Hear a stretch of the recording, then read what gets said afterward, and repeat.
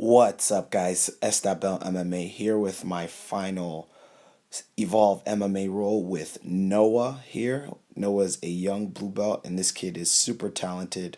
I would say you guys should definitely look out for him. Super flexible. He's got an amazing guard, and you're gonna see his guard retention skills in this video here. He's got a triangle. You see, he's got very long legs. He's very skinny. He's got very long legs. But I use one of my favorite triangle defenses, and then I get the double unders, and then I start to work to pass. I should have clasped my hands, but I was able to get my knee over, and from here I'm working on passing. And this is really the story of this entire role, was me working on passing and him just not letting it happen. So there, you see he's able to retain guard. And like I mentioned, this kid was super duper flexible. Here you see we reset. He was in and out in positions, and he was kind of slipping and sliding in and out everywhere. He's very shifty in this role, especially.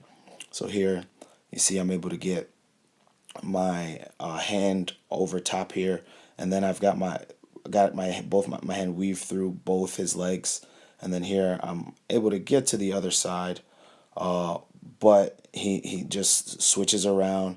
You see I've got his foot to the ground, and he's just chilling out, and he's doing just fine. Here I start to ride a little bit, but he does a good job of just turning and gets me in his closed guard.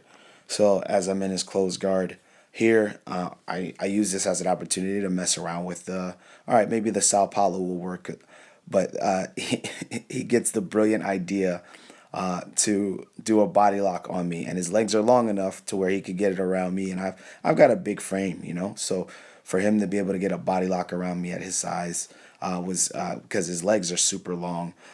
So here I'm unable to even do the Sao Paulo pass because he's got the body lock, unless I really force my way through.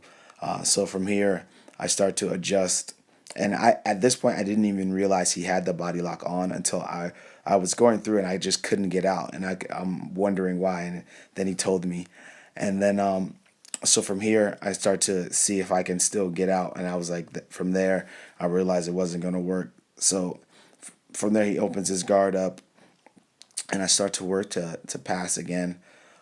From here I grab both feet, I try to keep them down to the ground, and here you see he starts to grab my head. I'm trying to see if I can't get control of at least one foot, and then from there, he just works his on keeping me in his guard. Here he gets me in half guard.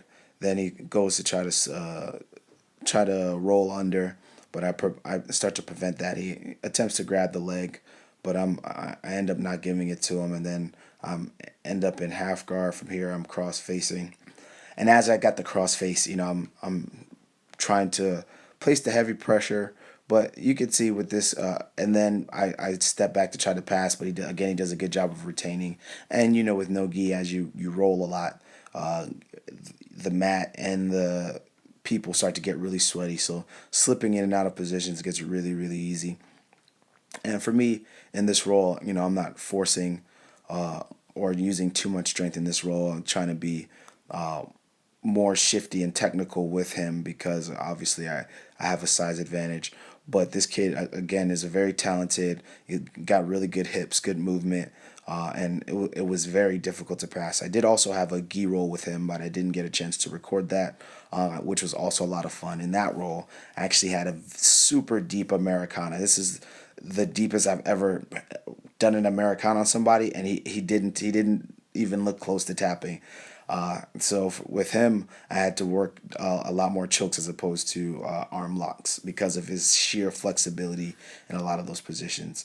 Here you see I'm able to kind of get some pressure, but he's got his legs in there just tight. So for me, I'm just trying to figure out what the next best move is. And for me, I really kept it more simple in this role as opposed to, like going for other positions. I can be going for leg locks and things like that. But here you see he does a cartwheel, and so it starts to become his job to try to then pass my guard. Now from here, I'm seeing what he really wants to do. Here he ends up in my half guard, and so for me, I'm just trying to see what position he likes when he's in the top half, or how he likes to pass. So here he starts to slide out. I let him get out from there, and then I spin back around and retain. And then I'm just kind of jabbing at the legs to kind of keep him at bay. There he tries to jump in and reach for the leg. So I get an underhook, and then as he gets his hips down, for me, I start to do a back, kind of a back crossface, I would call it, and then I reach over. What I want to do is slide my legs out so that I could try to get the back from there, but he does a good job of basing down and then getting back into my half guard here. He just tries to pass again. For me, as soon as he gets there, boom, I just kind of pop him up and sweep, because he was pretty high in the air, and all it took was a little bit of push of the hips. So I get back into his closed guard, and I want to make sure I'm trapping the hands down now. And then for me, at this point, I figure maybe, again, chokes are the best option for trying to get this guy off, catch him off guard. So here I start working in Ezekiel choke, and he does a good job of defending it. He just pops his hand, slides his hand right inside as I'm trying to slide my hand, the choking hand in. So here you see I very much almost had the choke, but he's got his hand right in there defending it. So I'm just kind of seeing how I can position my hand to finish the choke. So there I can't get it. So what I do is I just adjust and I switch to the other side, and then he does a good job of defending there as well.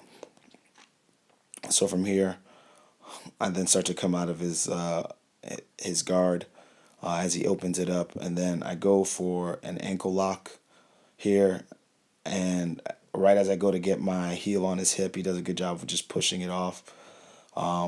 So from there, he then does a good job of also essentially ending up in the mount position from here, and then trying to pass. So as he tries to pass, I just switch my hips down, and then he just pops himself over, and he does a great job of getting a Kimura lock on my arm. And so here he's working to try to get either the arm bar or some kind of triangle position. So for me, I'm just defending at this point. So I'm defending the arm, and you see he just kind of pops his leg up to slide to my back, which was really really nice move. And then from there, he starts to try to work a technique we had actually worked in no gi. He's got the triangle locked down, but I wasn't in that much danger.